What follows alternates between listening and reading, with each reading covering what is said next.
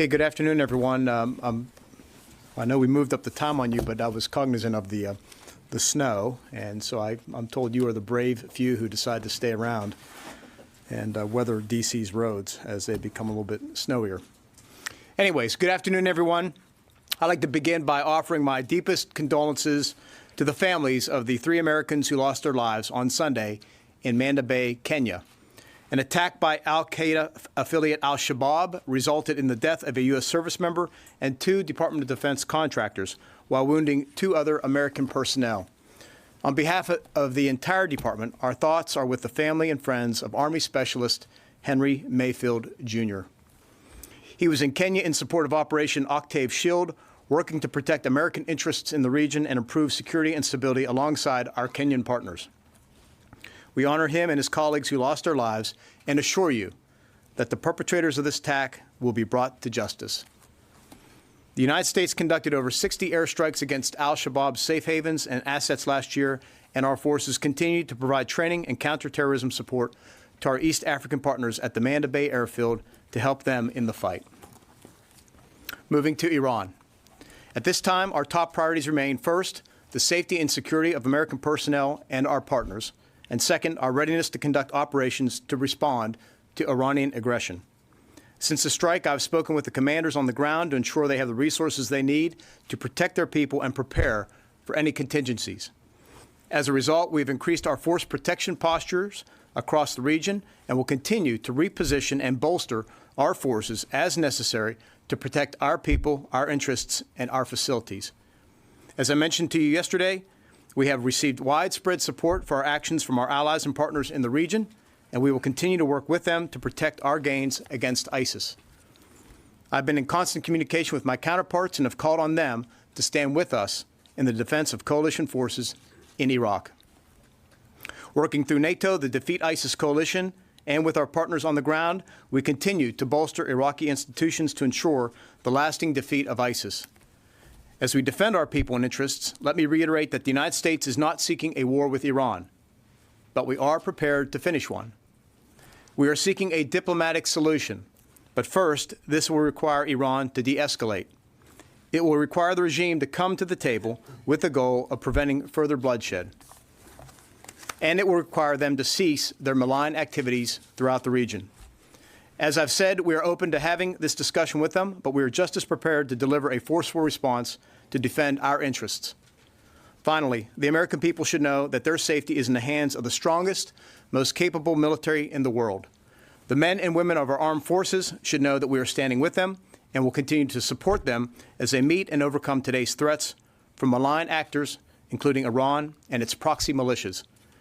Our partners should know that we remain committed to our strategic priorities in the Middle East, deterring Iranian bad behavior, sustaining the enduring defeat of ISIS, and supporting Iraq as it becomes a strong and independent nation.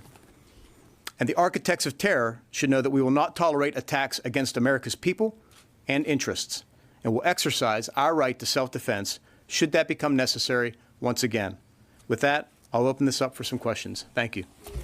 Thank you, Mr. Secretary. I just wanted to clarify one thing. You said earlier that the U.S. continues to engage ISIS in Syria. Has the anti-ISIS campaign in Syria been affected at all by this?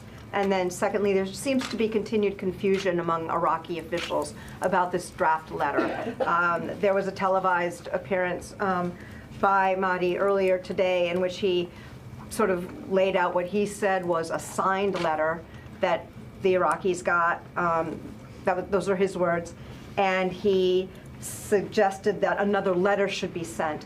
What have you done and are you continuing to do to clear up what you said yesterday was a mistake? Our policy has not changed. We are not leaving Iraq. And a draft unsigned letter does not constitute a policy change. And there is no signed letter, to the best of my knowledge. I've asked the question.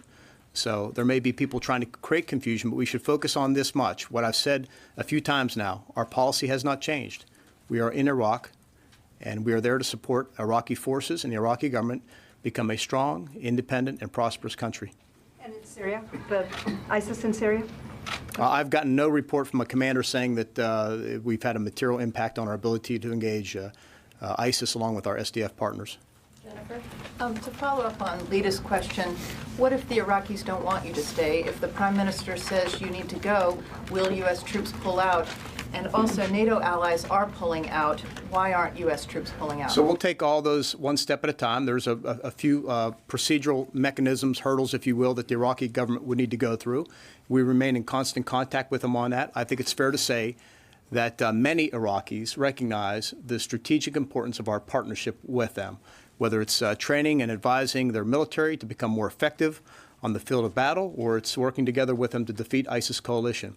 I think the vote the other day shows the support of most Iraqis for our presence in the country. As you know, most Kurds and most Sunnis did not show, and those Shias who did vote, and many of them voted at the threat of their own lives by Shia militia groups. Even in the last few days, we still see Iraqis on the streets protesting their government due to corruption and the malign influence of Iran. So those sentiments, those feelings have not gone away. So I think at the end of the day, working with the Iraqi people, you'll find that our presence is important for both their country, ours. You also asked about partners. I've talked to many of our partners in Iraq who are part of the de-ISIS coalition. And many Europeans, they are fully supportive of us. They are fully with us. I've been told by them that some of the movements they are taking are simply with regard to force protection. We're doing some of that as well. It does not mark or signal any withdrawal from Iraq or the mission writ large. Can I follow up on that, on the allies? We'll get there, Gordon. Sir, could you speak to the range of options that were under consideration? Can you give us any sense of, how many other options were under consideration? Did you support any other ones? And was one option to not take this strike inside Iraq, which would have clearly mitigated? Gordon, I'm not going to speak to any options or anything we present to the President. As you know, that's kind of how I approach things. I will tell you that options we presented were all options that we supported and believe we could deliver on and would be effective. And with any time we deliver an option, we always list pros and cons and pluses and minuses. That's how we approach it. That's my duty and that's my obligation to the Commander-in-Chief. Were there multiple options that you would have considered that you would have supported? I'm not sure I understand the question. Were there other options that you supported in addition to this one? Well, look, there are always a wide range of options. Our duty is to narrow them down into ones that are consistent with the President's guidance or expectation or can meet the political end state we're trying to achieve. Again, we had a full panoply of options available, and we present them and we portray them as we do.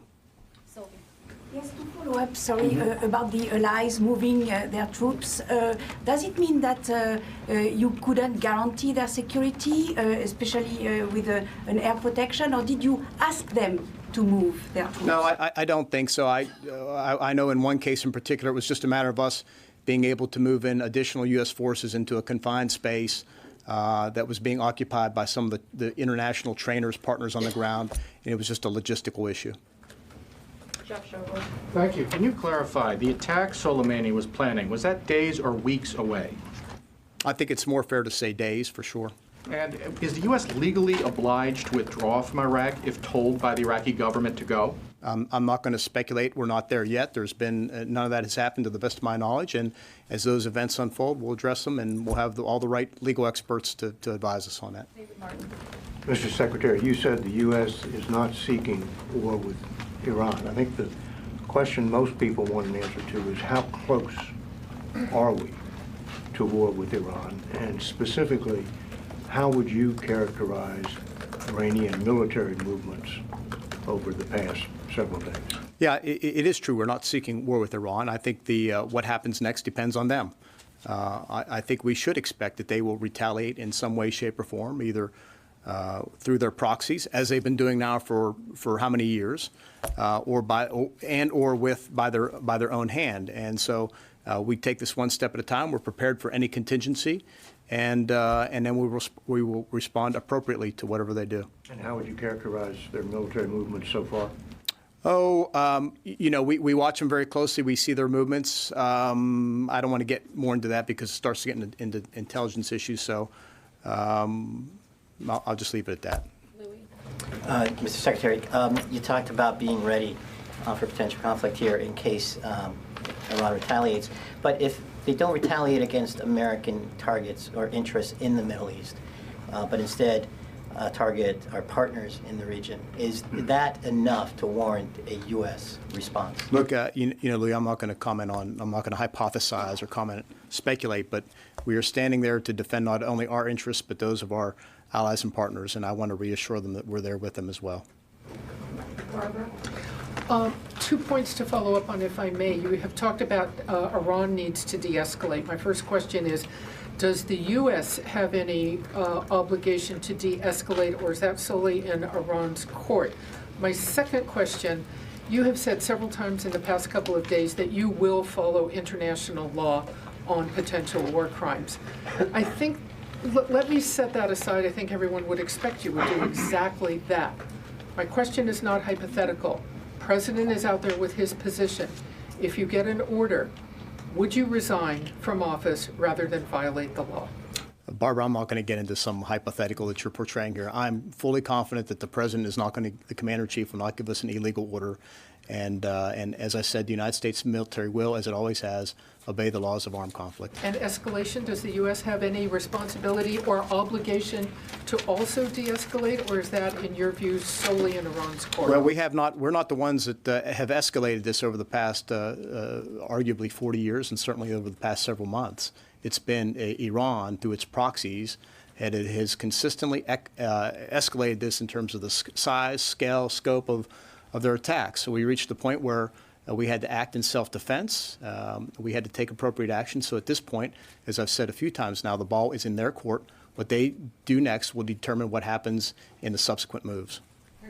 Thank you. Mr. Secretary, I would like to ask you, before the attack against Qasem Soleimani, have you been in consultations with your partners in the region, I mean the GCC countries or Israel, if you have informed them that this operation is going to take place today at this moment? Yeah, I'm not going to get into the details of our consultations on any matter with other countries. Obviously, we've been talking about our force posture in Iraq for some time, our concerns about Iranian actions or the actions that they are inspiring, resourcing, or directing through its militias. But I'm not going to get into any details. Just a quick follow-up on your remarks about the parliamentary vote.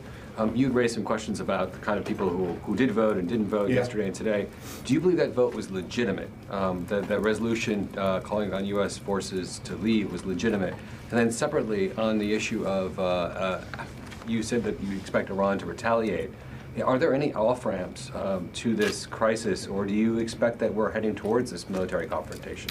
On the first question, I won't characterize it any differently than what many other people have characterized it, many experts, and that is as non-binding. And we know there are mechanisms by which they would have to act. I'm not an expert on the Iraqi government, so I characterize it the way I did with you all the other day as non-binding. With regard to the off-ramps, there's a big off-ramp sitting in front of Tehran right now, and that is to de-escalate, to message us that they want to sit down and talk without precondition, by the way, to the United States about a better way forward, a way forward which would constitute a new mode of behavior by Iran, where they behave more like a normal country, and that would, one could presume, free them up from economic sanctions and allow the Iranian people to pursue the life they want to live, and that is one with freedom and prosperity and all those things that most human beings want. Yeah, thanks for doing this, sir.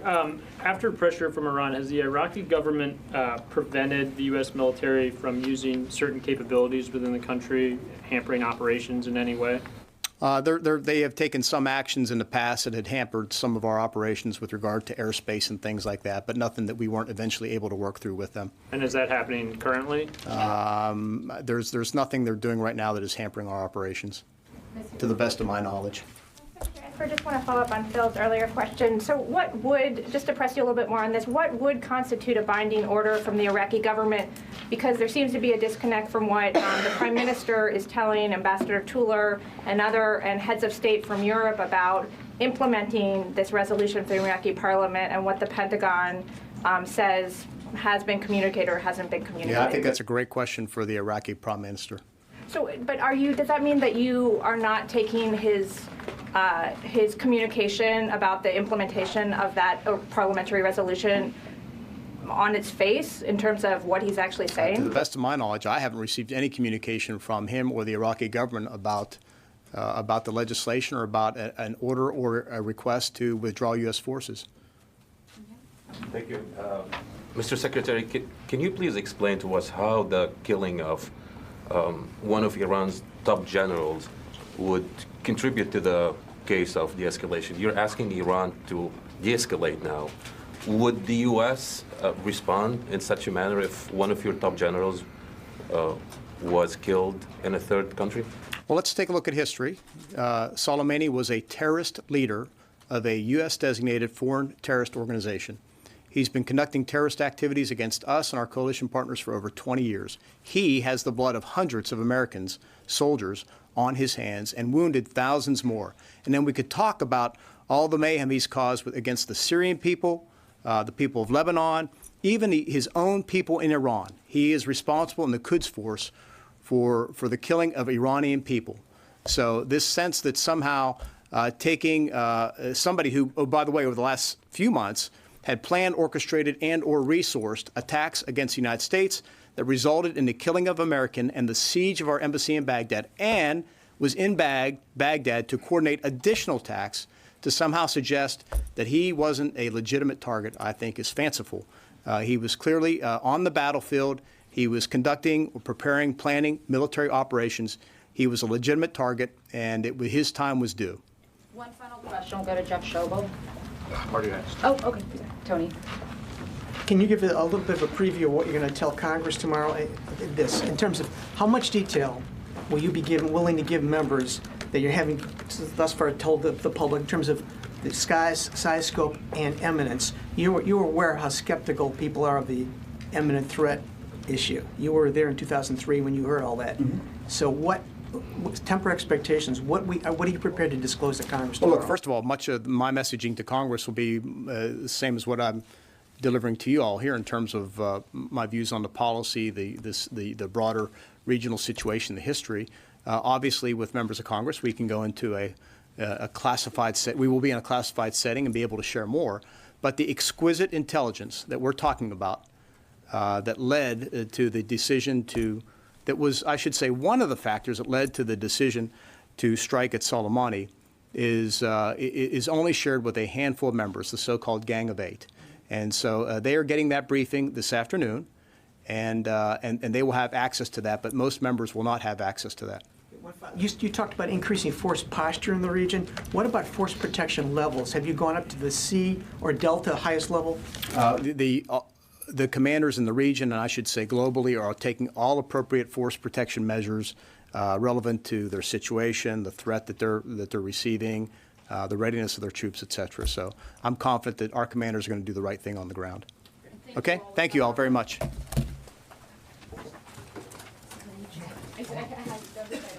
problem. It's been a long week.